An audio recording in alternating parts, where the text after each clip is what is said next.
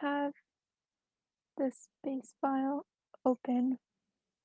One that I'm gonna do is like I had a bad V-Ray edit, and I'm just gonna try and make it better by overlaying some things. How many people are we at? Okay, I think I'm good to start. Does everyone have their own kind of base files to work with, or are we kind of working with mine? No, no response. Okay. Well, I'll work with the ones that I have, and they were also uploaded to the AALD page. So if you want to use these and follow along, that's fine. But if you want to use your own stuff and follow along, I think it's also applicable. So yeah, here we go. Cool. So I had this one render I took of a old project that I had, and it was super dark, and V-Ray didn't really do it well. So I made a really dark one, and then I made one really bright one, and then I just made them better in Photoshop by using masks and overlays. So kind of get this like really saturated one and this really dark one together. And in the end, I had something that was like kind of nice because I had fixed it with masks and new textures. So I think that's what we'll do first today. So yeah, the first thing I did was just like kind of copy the files onto one another. If there's some, also if you have questions in the chat, just speak up because I don't have that window open. Or I guess I could check periodically. Yeah, maybe I'll check periodically. Okay. Yeah, so basically Photoshop masks, if you're unfamiliar with them, is kind of a way to like only select a portion of an existing image that you've overlaid onto another one. So you can kind of do them with anything. You can do it with your own artwork too. Like if you make kind of a brush stroke over a whole page, and then I only want to select a part of it to keep, then I can go back onto a layer and select the portion where I want the brush stroke, like say I want it for the grass. And then I go back onto the layer with the content that I want to keep, and I can hit the mask button, and then that part will be white. And this is just like a good non-destructive way to kind of edit your photos, because afterwards you can go back to the mask and you can say like, oh, I still want more of it there, or I want less of it there. So yeah, that's basically what I did with this.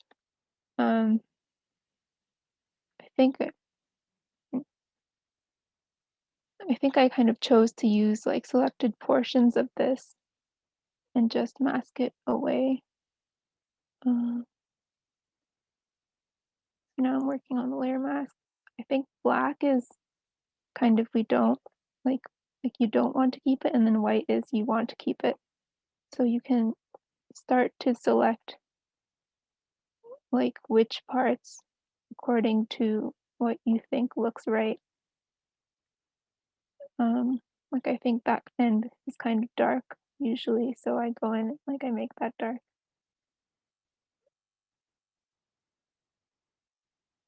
And then you can also just like adjust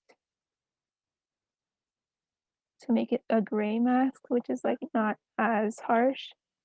So yeah, you can go in and do these different things. I'm not being too specific with the way I do it right now. It's more just for like showing purposes. Then another thing that I did with this one was the grass was super saturated and it was a very like flat green color because I think it was just the surface that I had in Rhino. So I went in and I added a grass texture. So you can just Google kind of anything in Google grass and add it in there. And if I decide like this is my favorite picture of grass, and go back here. and paste it. And then I use the masking option. Right now I'm using like the kind of bigger selection tool, but you can also go in with other kinds depending on what your project is. If you kind of have the harsh edges, then you can use the Polygon selection tool and get a kind of cleaner edge to your mask. Not going in, selecting. Sometimes I go in and like I look at these little details and see if it's working properly. Now I go back here and I hit the mask again. Now I have a really obvious photoshopped grass thing in here. So another thing you can do with layer masks is you can kind of feather them. I mean, grass doesn't end at a kind of harsh edge. It kind of like comes up and around whatever object it's on. So I add a feather and I try to like make it more, um, I guess I wouldn't say realistic, but just feasible. So this is the same technique that I use in like collage or any type of thing. So now I have grass that kind of looks better than the flat green thing that I had before. But yeah, that's basically masking. You can also, when you use the mask, hold down, is it Alt Shift? I I have forgotten.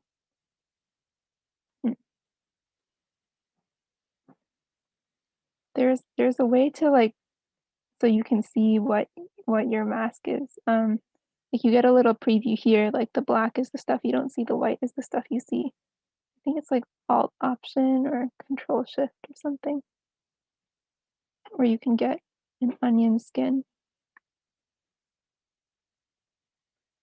Or yeah, if you do Control Alt, it'll just select the mask that you have existing, which is also handy if you want to go back and then refine your selection again.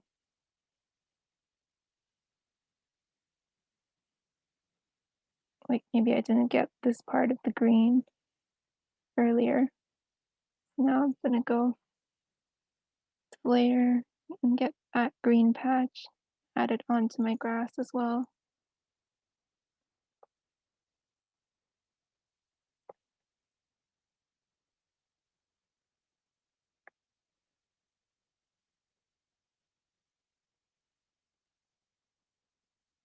Mm, yeah, that's a super tedious thing, so I won't make you sit through that. But basically now I want to add this small strip that I highlighted. So I'm just gonna switch this to be the foreground and hit Alt Delete, and then it'll add that strip of grass here. Alt Delete adds white wherever you ask it to. It adds the foreground color. So if I go on a big layer and I select all and I do Alt Delete, then it's gonna make the whole thing white. Similarly, if you have the background color, you can do Control Delete, and then you'll get the whole thing as that. So that's another quick keyboard command to use when you're masking. Mm. Then you can also kind of go in and adjust these layer types and play around with them to see what works best. I think I used screen at some point. It just looks a little bit more normal. So yeah, I think those are the general strategies I used when I was fixing up this image here. I mean, I've done basically some grass and then I've lowered the saturation. I add a person. You can play around with your image to make it feel how you want to feel. Um, and these are basically the strategies. So, do we have any questions about using masks on these V-Ray edits? Just opening the chat.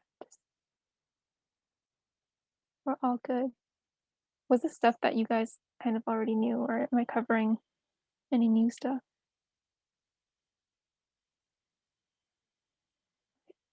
Maybe I'll keep going with the collage.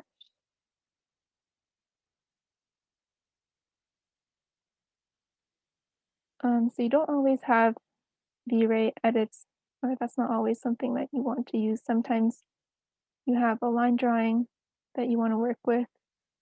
And this is just something that like I imported from an Illustrator file.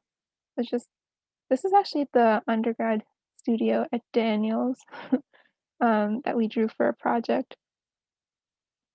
So I had this, and we left these drawings as line drawings, but maybe now if I wanted to go back and call out a specific area by adding textures and whatnot, I could go and do that. Like let's say I choose this area, and I can do the same masking strategy that I used before.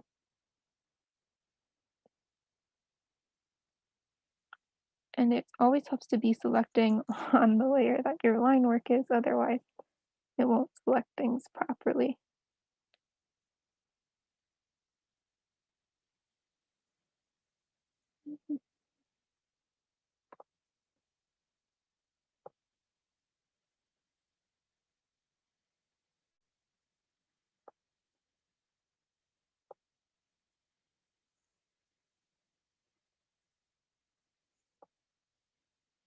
Yeah, maybe I just go in and make all the walls a certain color. Keeps deselecting. That's weird. No.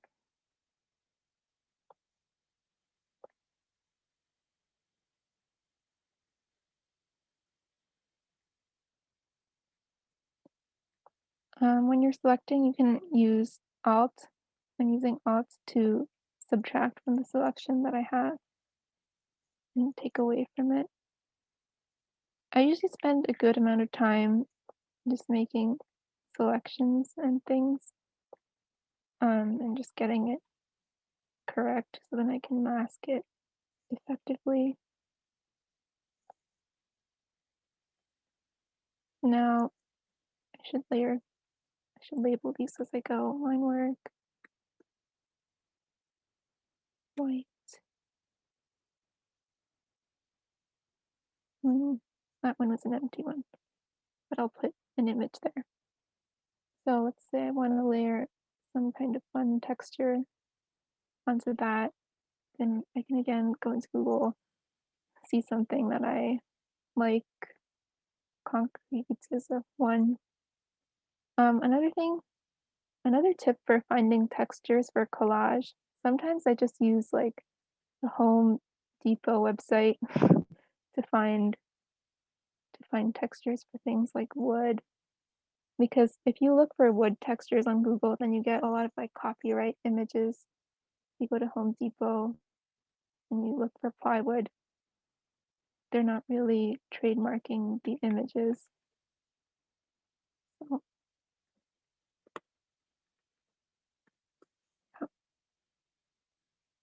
so sometimes I go plywood shopping on Home Depot. I kind of see like, oh, that looks fun. And they have it in different angles. So that's nice. I'm just going to take this view, which is straight on, and then copy the image, which is pretty high res. And of course, the top of this thing isn't wood, but if we pretended it was just for fun, then you could use that. It seems like it's been unselected. So I reselect, I go, I apply the mask to the wood layer. And now you can kind of go in and start collaging just various textures onto here.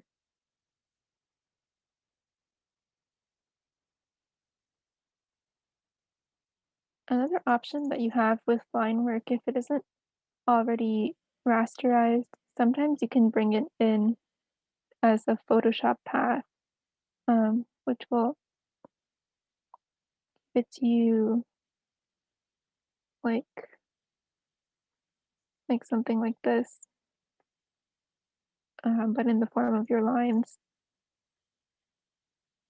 And then it will let you use this path to make a selection. So that's a good way to get around if you're not too, so if you're not selecting too precisely and it's not working out, you can go back and import your PDF as paths.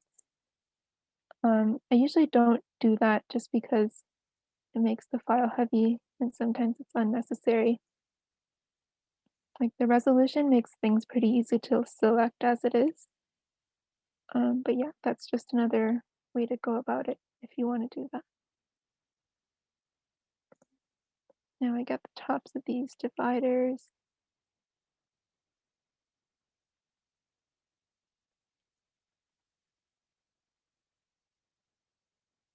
Maybe before I go in and select everything, I'll check if there's questions. Everyone following along?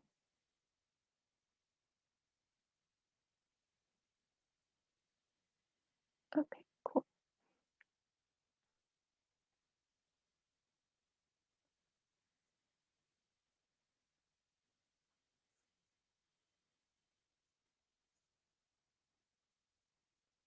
Selecting. I'm gonna add it to my mask layer again by hitting Alt Delete.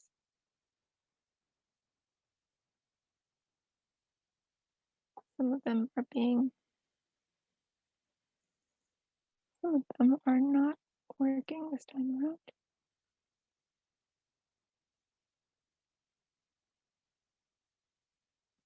Is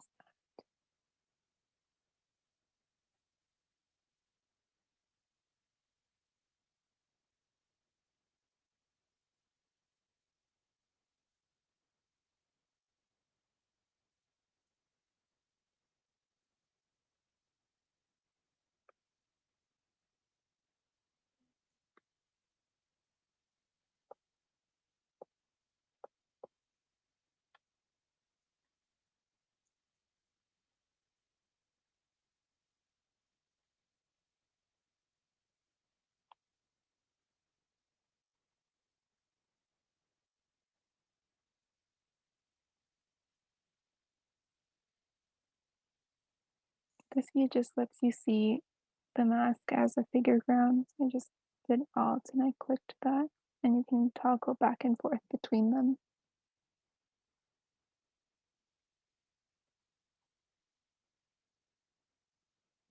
Oh, I know what the problem is. It was my base image, which isn't extending as far as the area that I'm masking.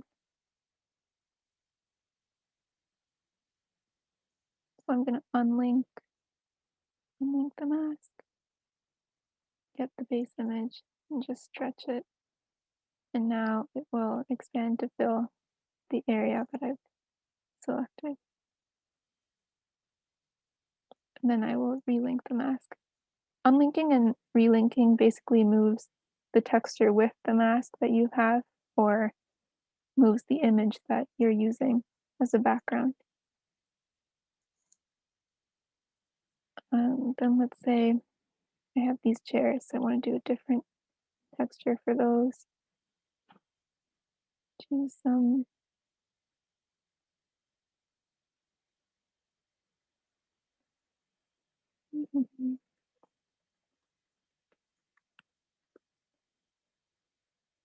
Don't always go super realistic with these collages. It's just kind of what textures you think work together.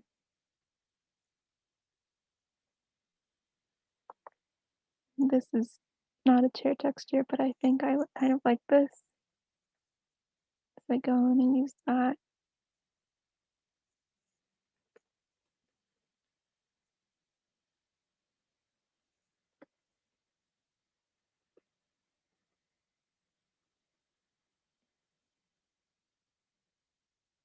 Have that over the area.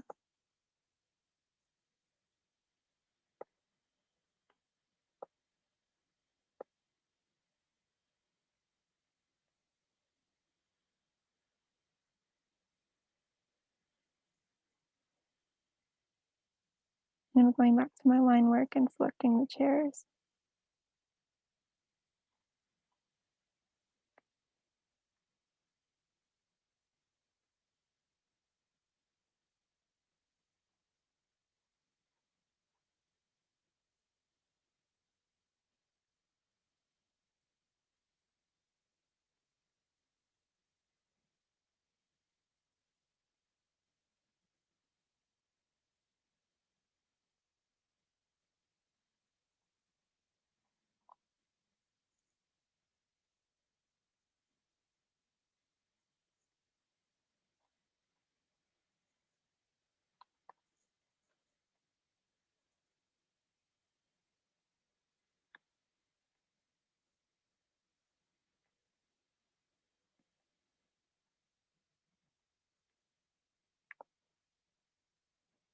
Sometimes when you get detail, it takes a bit longer.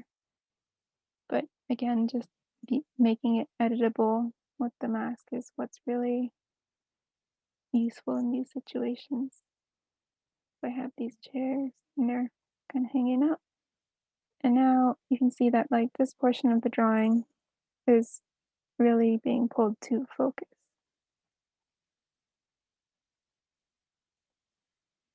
And the last thing you can do is to apply mask over the whole floor. Yeah.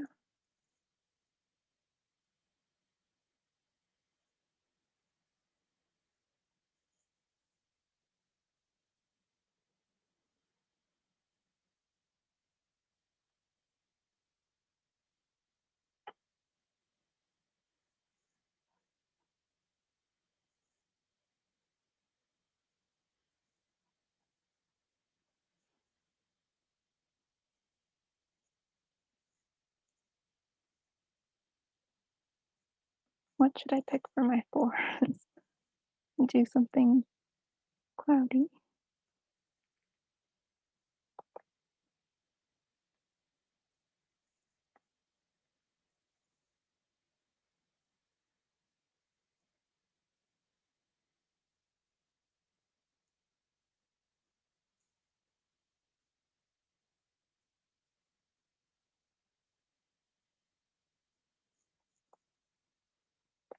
When I'm masking, I like to just make things much bigger than the area that I'm covering. Because as we saw before with the wood, sometimes things go wrong. And when you're working kind of late at night and you're tired, you're like, oh, I don't know why this is not working. And it's because the texture hasn't covered enough of the page. So it doesn't hurt to cover more and then just keep, and then only use a little bit of it. I've lost my floor selection.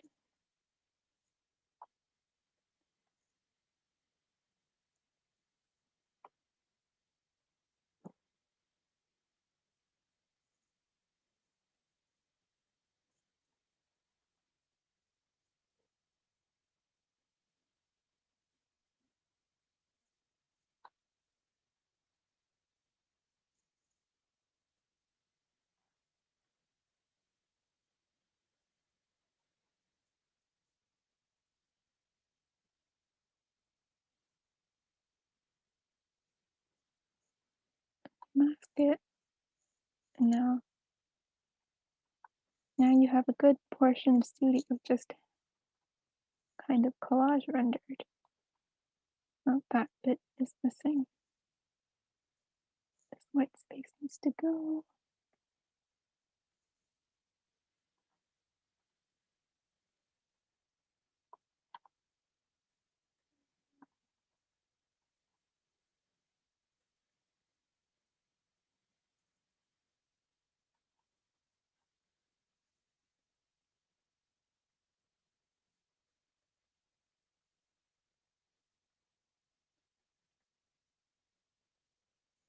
when you're doing adding to your mask selections and you're hitting Control Delete or Alt Delete, remember to select this portion of the mask rather than the layer itself, because this is like you're painting on the layer and this is like you're adding to the mask.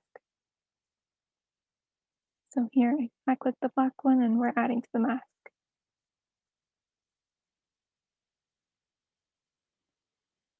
And then I think I want to feather the edges, but not really the inside, because if I feather the inside, then it will make a kind of unclean line and start to cloud the dividers there. Unless that's the effect you're going for. But yeah, I think I'm going to leave that at 0 and go back in and feather the edges just with a brush on the mask.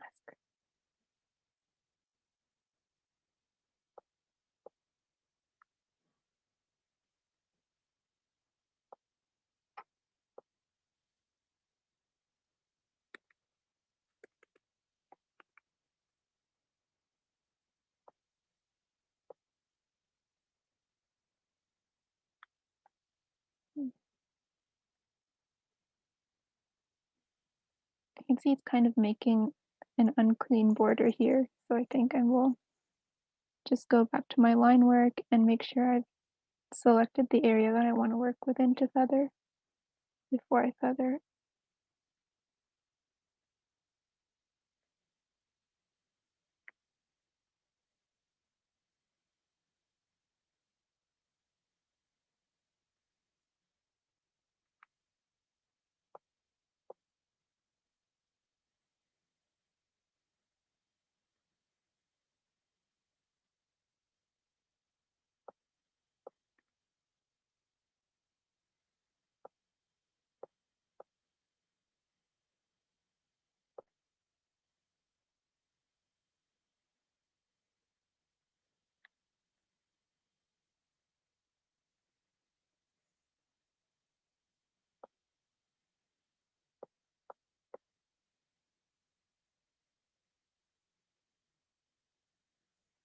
I kind of just go back, selecting and reselecting and adding and removing layers of the mask until I get something that looks kind of nice.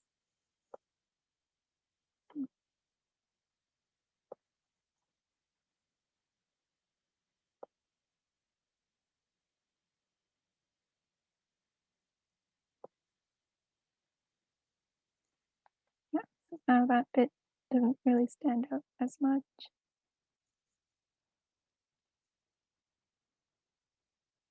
One thing when you feather though is like if you go back in and select your mask, you can see it doesn't really get the full extent.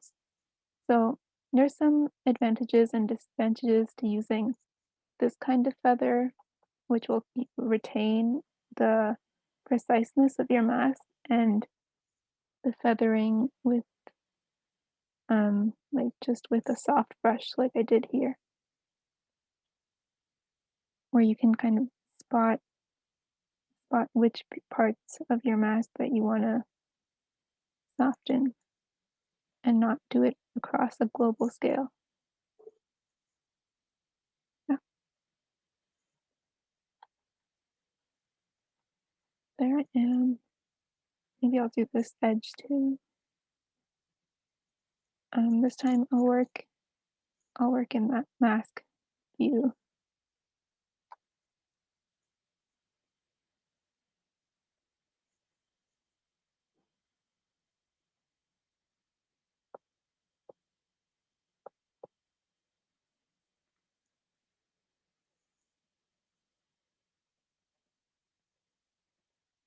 This view is a little bit funny to work in because you kind of forget about what else exists outside of that part of the drawing. Reminds me of like isolate in Rhino. It does the same kind of thing.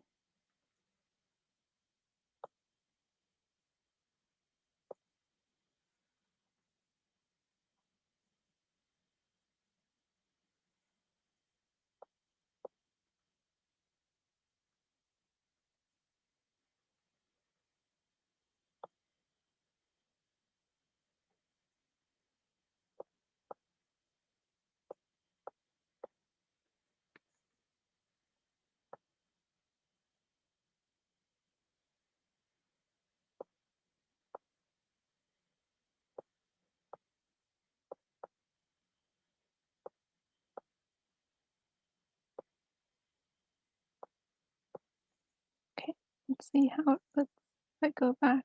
Oh, good. That was a portion that I hadn't even selected. That's funny.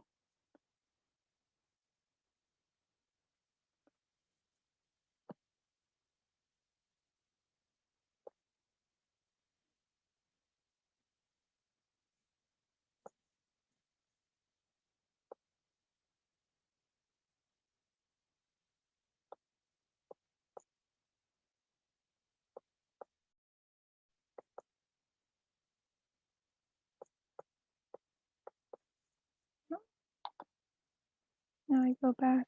I have a kind of soft boundary of the highlighted area. And the final thing to look up for when you collage textures is kind of shadows, which you can also put in with the mask layer.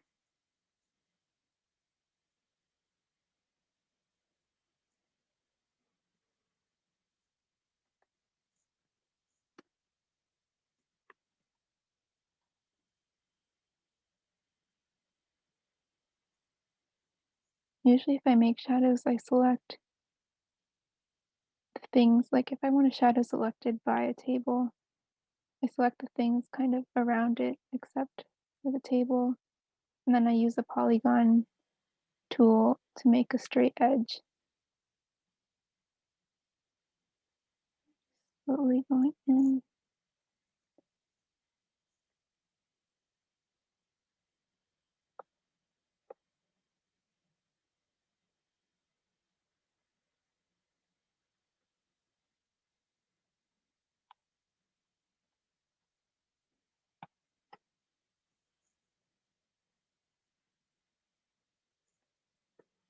As I zoom in, I can see all the parts that I missed when I masked before, but that's a good thing. I can always go back and add them in as I see them.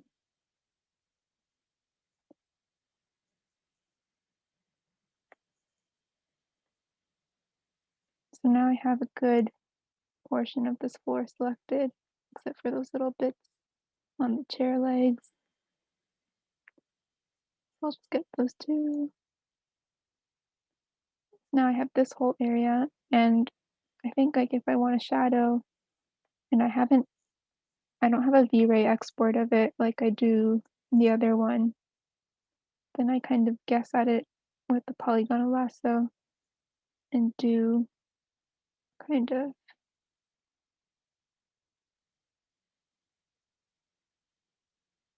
cutaway of the selection according to what I think it'll be. Then I'll go back in and feather what's left.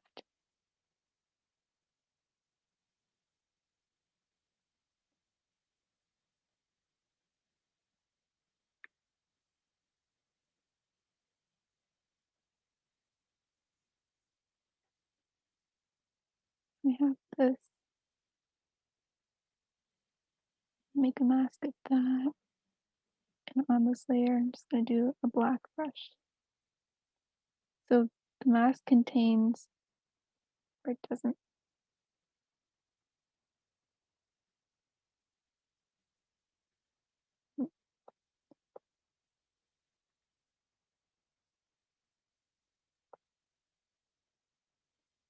now I have this kind of shade shadow of the table. Oh, but I just painted on the layer. No, I didn't.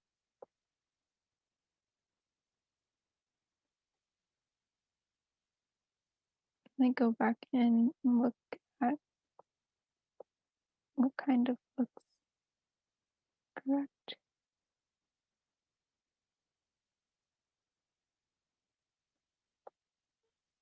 And I leave that under the chair. And I reorganize the layers as I go based on what order the textures appear, like in space. So the shadow will go on top of the floor layer, the wood layer will go on top of the shadow layer, things like that. and the chairs will go on top of everything.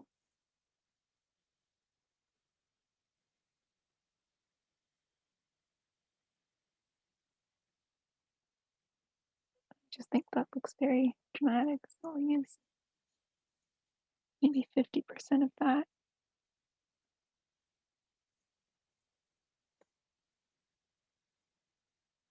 So yeah, that's that's collage. You can kind of see where the textures meet and start to add in like even shadows around the bottoms of these partitions, around the bottoms of the chairs. And if you use a mask while you do it, you can go in and fix them later on if it doesn't look correct to you.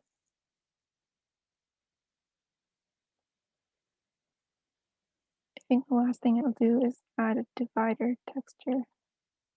Kind of, I know the dividers we have are like a white fuzz. I don't know. Look for that on Google.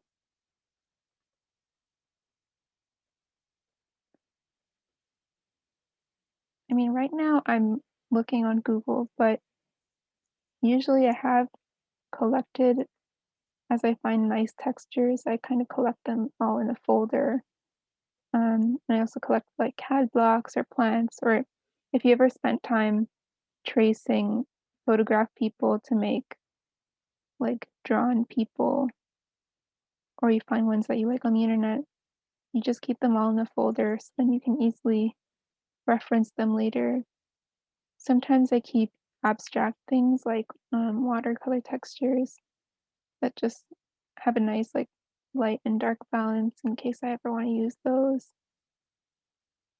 So yeah, as you kind of build your library, then you'll Google these things less and less, and then you won't have to worry about these like looking for and checking if it's to see if it's copyrighted or not.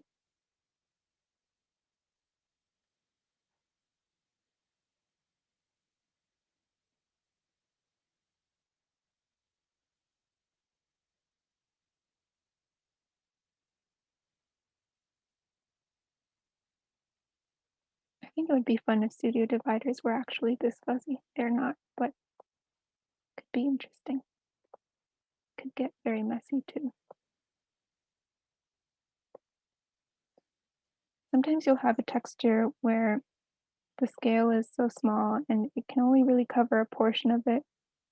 So then you have to go in yourself and make a larger bit and kind of blend the seams to make it less noticeable. So I think that's what I'll do here, just for demonstration.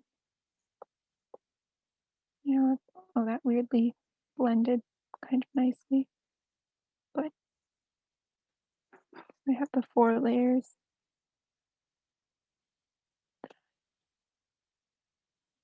Just checking if these are the texture. Then I'll merge.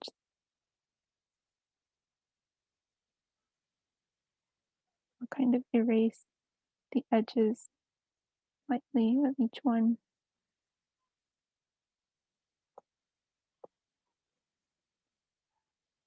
And make sure that they overlap so I can erase the edges kind of generously.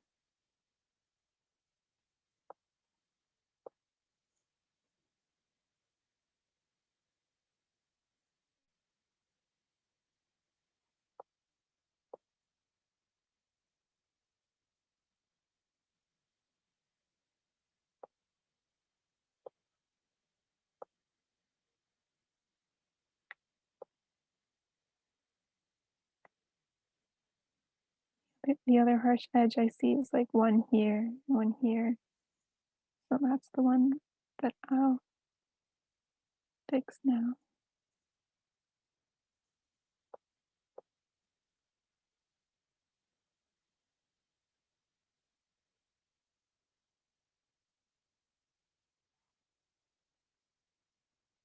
Helps if you remember which ones you placed on top.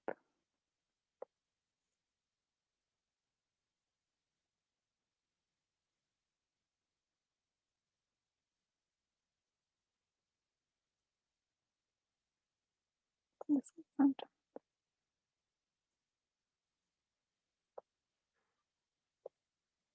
Now I kind of have a higher resolution photos that I'm going to use and apply to the dividers.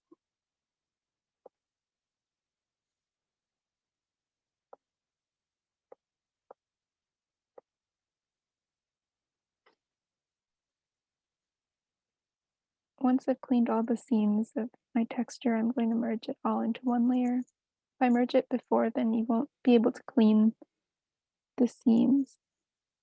So do that beforehand, make sure you're happy with it, and then combine them.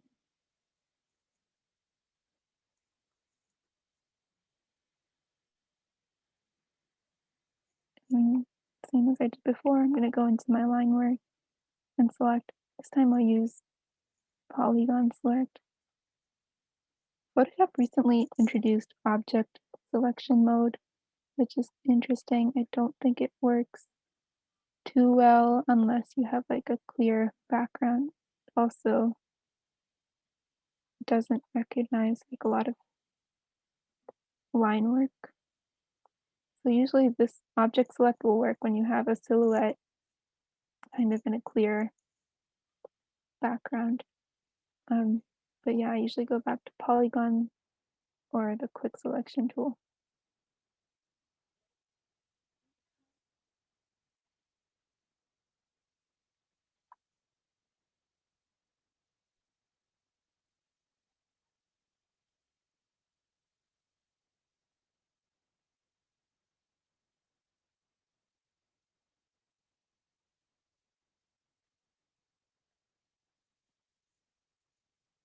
Just gonna check the chat to see if there's any. Oh my gosh, there have been chats. Seeing the steps for the wood mask again. Yes. I don't know why I don't get these notifications like at all. That's so weird. Search tricks to find a better texture and steps for the wood mask again. So for the wood mask, it was basically just, I'm gonna go back to the wood. It was the same thing. I select and then I select an area and then I hit Alt Delete on the mask. Go to the mask one, that's the black frame highlighted here.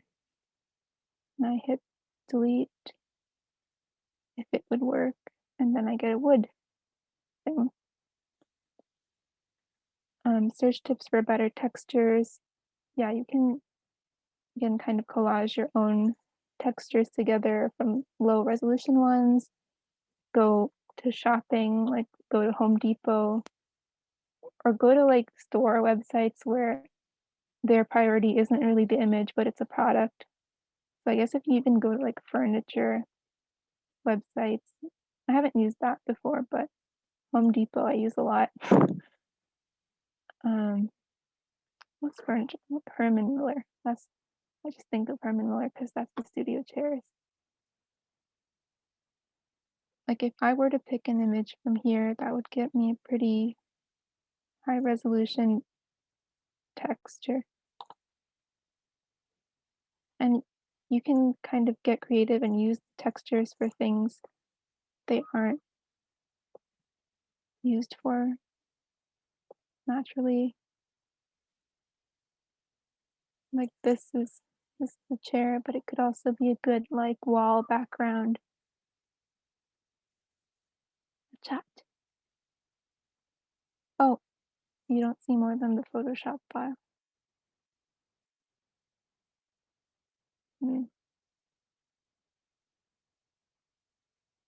How about now? Okay, great, yeah.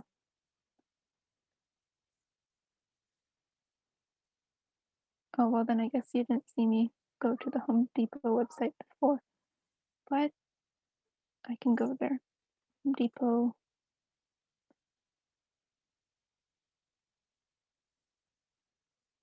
I do wood. I think I did plywood.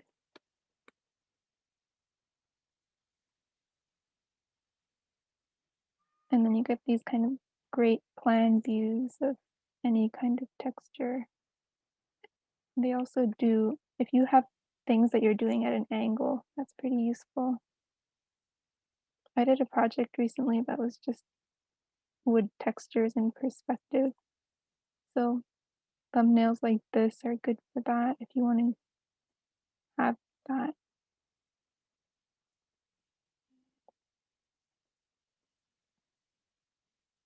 Hmm. What was I? Just going in and doing the fuzz now.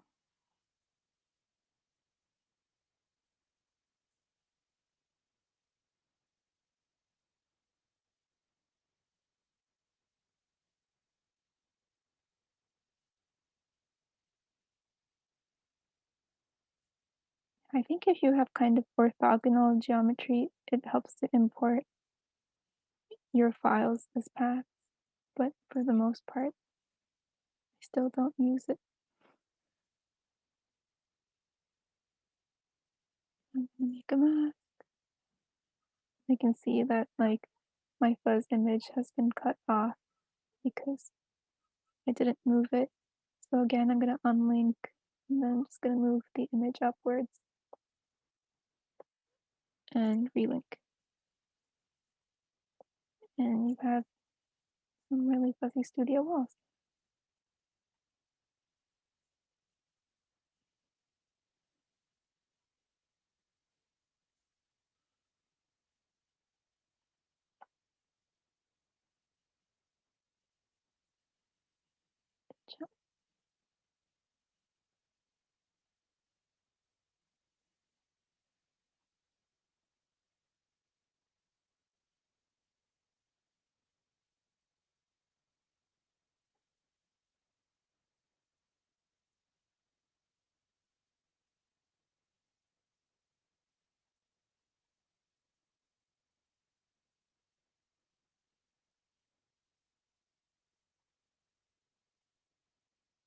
To scroll in and out, someone told me a trick, which is just to use the Alt and the mouse scroll wheel, which is really useful. Most of my time I was doing the Control minus and Control plus, which is fine too, but the mouse wheel and Alt scroll lets you zoom like you do in Rhino, where wherever your mouse pointer is, it will zoom to that section. It lets you navigate a document pretty quickly, so that was really game changing for me.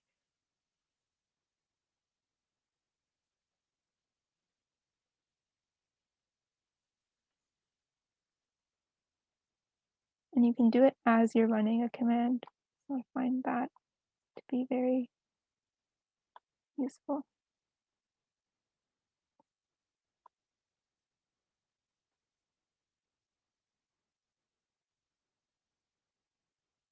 And if I want a perfectly straight line, I'm holding down Shift to get a really straight selection.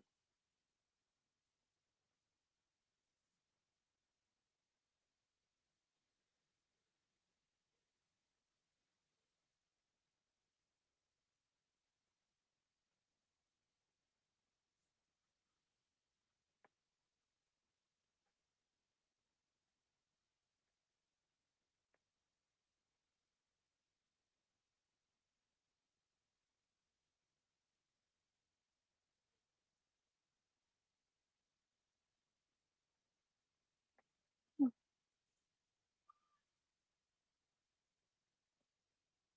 I see a chat, but I can't get to it. Here we are. Other suggestions to add or change lighting effects without the clipping masks.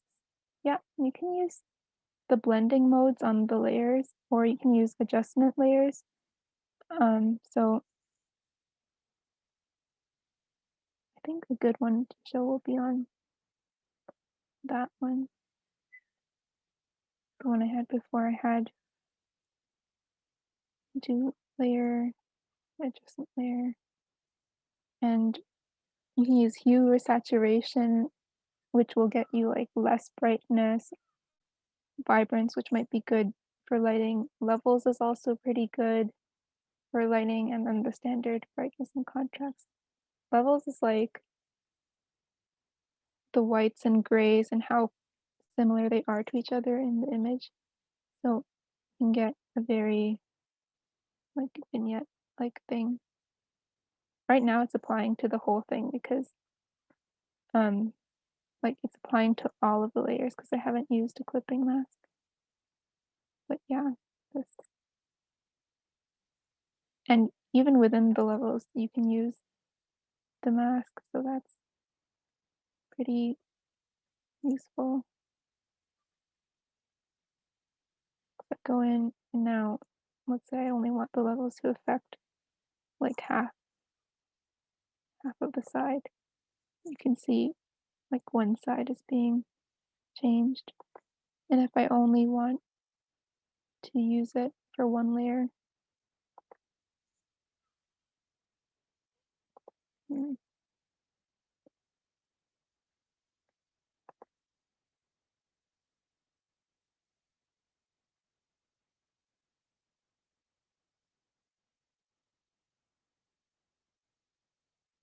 then this is only impacting this one layer now. It's not changing the grass, for example. And this you can go back and edit it.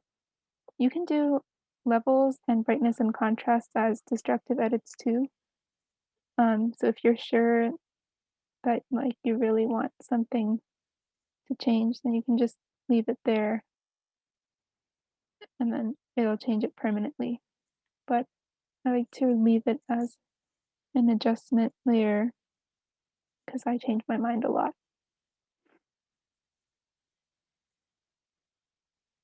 Um,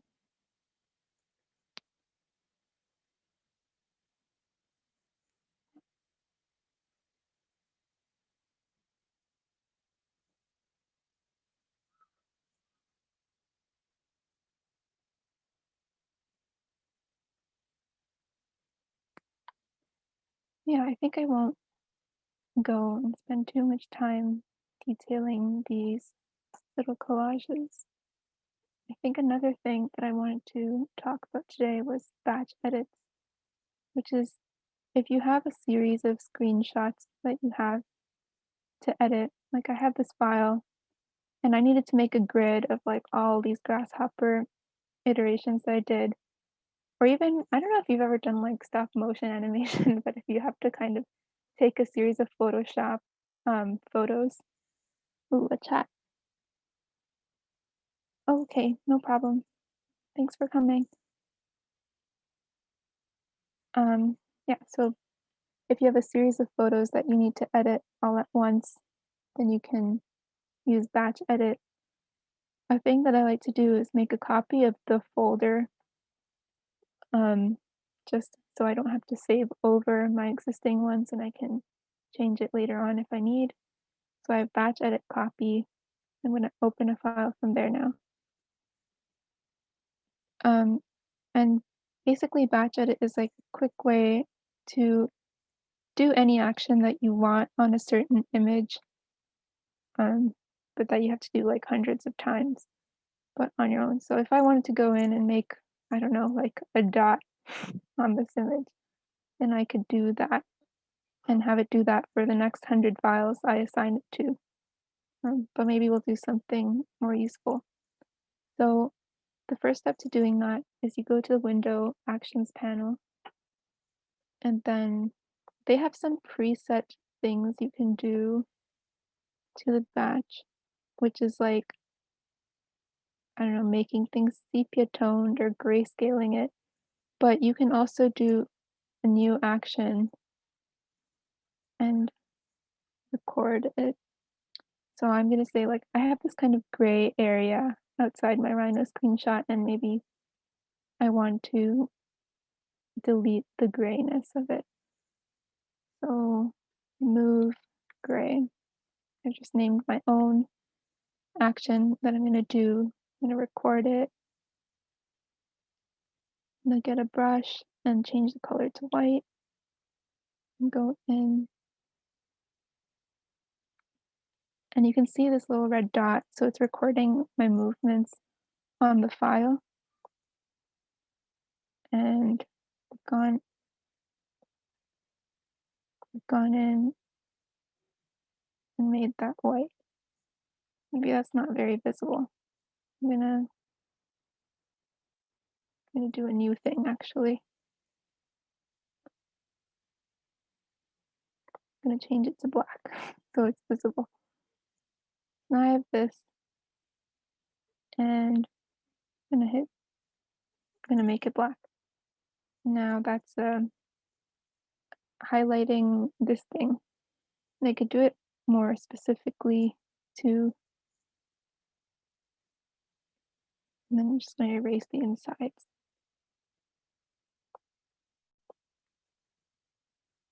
Or not.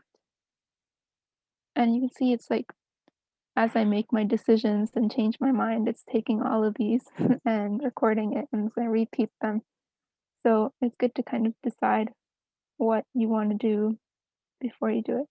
But anyway, here we go. So I have that thing, remove gray, which is now actually make a black background. And I've recorded the action and then I stopped recording.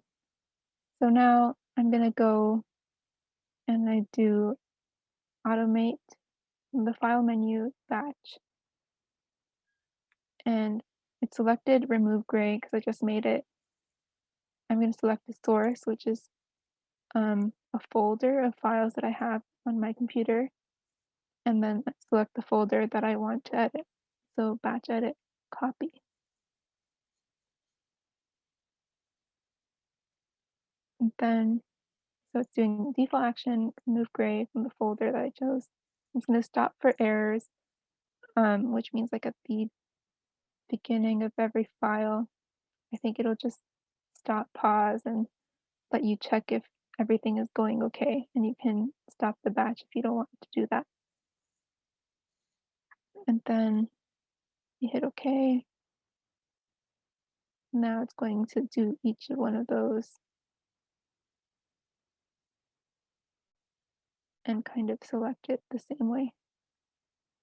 So now you have a weird kind of spotlight on all of your renders, if that's something that you want to do. But the point is you can do this with any kind of action. So if I go back to my actions, I have things like custom RGB to grayscale, which is useful if you have like a series of photos that you're putting in your portfolio and you just want them to look all the same. Or if you want to kind of fine tune an adjustment, I will do a new action. I'm going to do levels.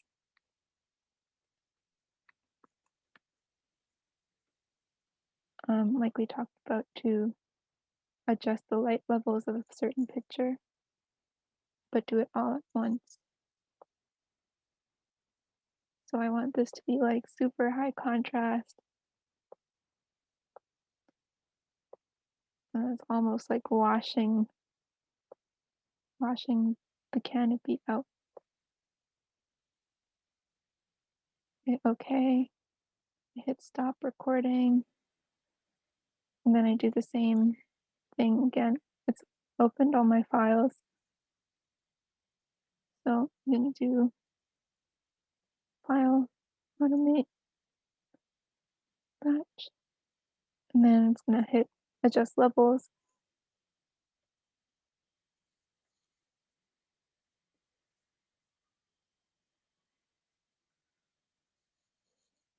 And then it's the same folder that I've done batch edit copy. So I'll hit OK, and it's going to go and apply the levels to all of the files. So you don't have to do that. Yeah. And that's batch edit. Again, really useful when you have like hundreds and hundreds of images. There was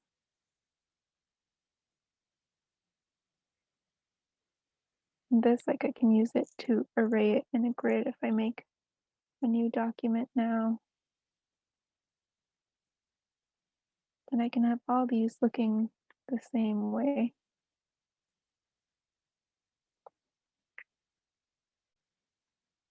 Actually, I would probably export these to InDesign if I were doing them in a grid just so I can get them all as the same size. A chat. I'm seeing these more frequently. How did I get to the batch? I got there by going File, Automate, Batch.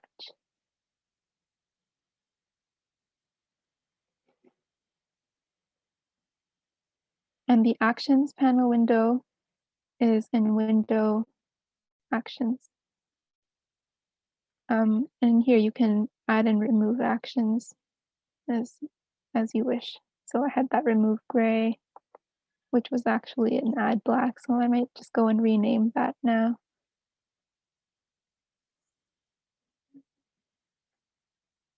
I can't do that while things are selected.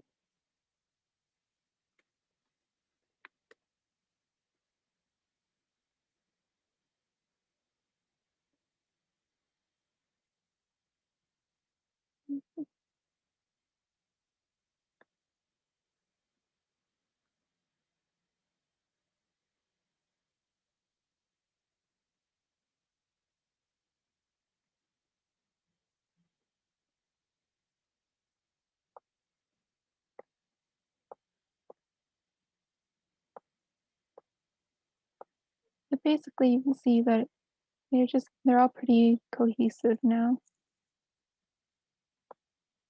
Kind of ugly looking, but that depends on the action that you do.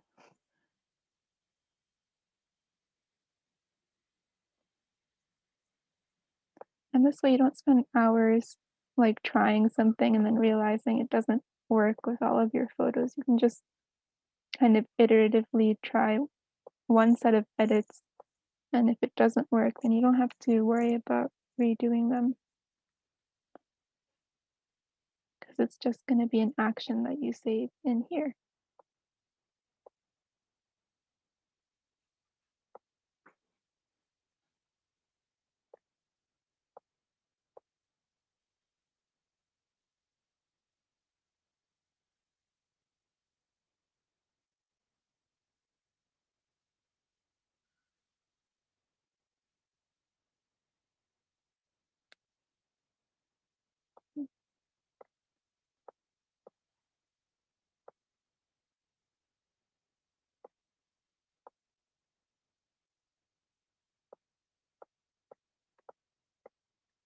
Check.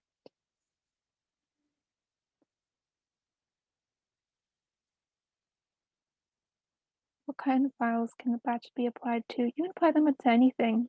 Maybe not. I think you can apply them to Photoshop files too if you do like an open file. Let me see.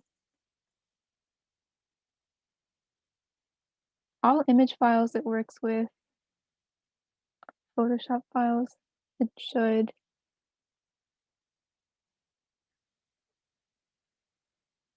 I can try that out right now actually. I can save these as a Photoshop.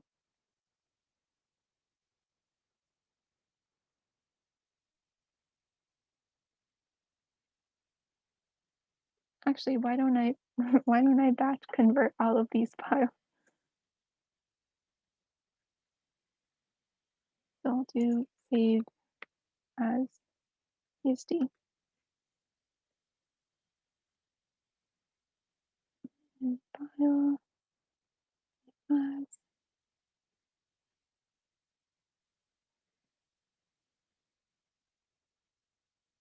And I'm gonna stop recording and then I'm gonna automate that so it'll turn all the other ones in this folder into PSDs as well.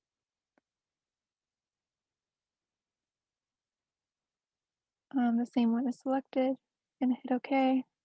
I'm gonna go through and all of them are now Photoshop documents.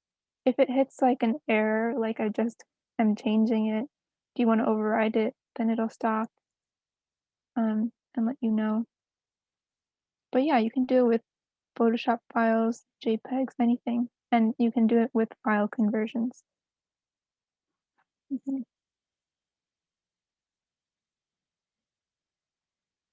Yeah, that's pretty much all for batch edits.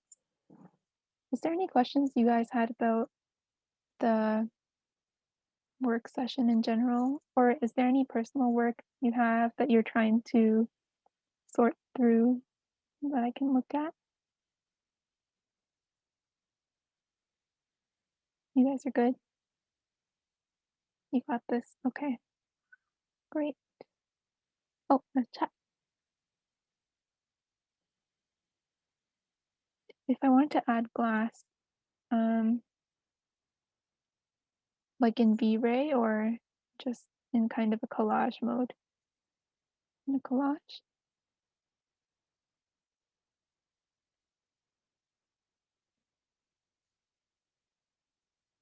Collage, not V-Ray. Yeah, I think I would just go with the usual thing, and then add transparency, but then also maybe do another layer to add a shine. So for example, if I'm going to pretend like this area between the dividers is glass,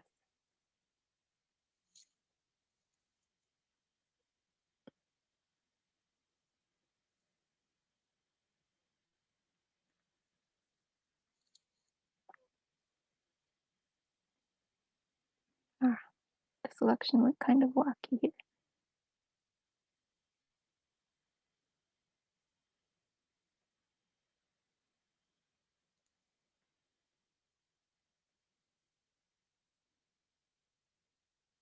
I usually just go for a transparent fill type of thing.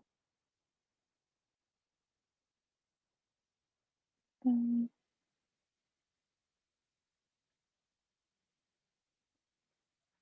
didn't change the color. Whoa.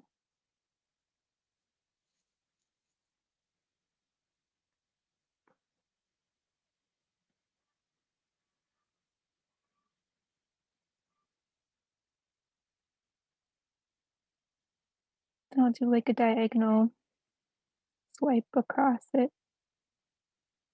and make a highlight.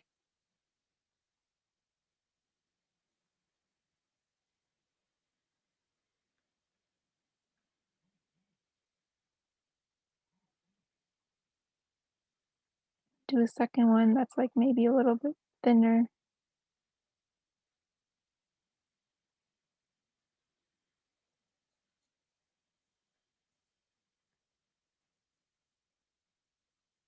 Make a new layer and then put that as the white.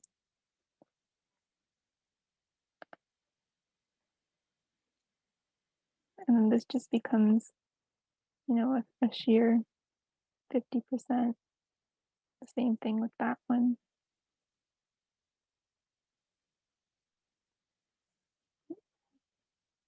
Yeah, I usually just do something like that for a collage because it's a simple way of indicating like light is hitting this and it's reflecting off a little bit.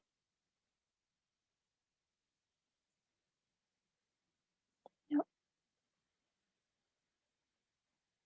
Other questions?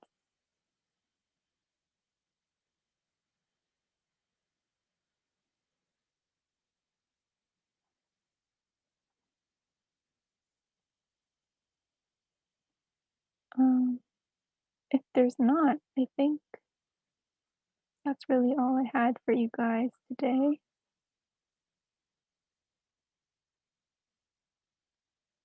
I'll just give it a minute in case somebody's typing and continue adding fuzz.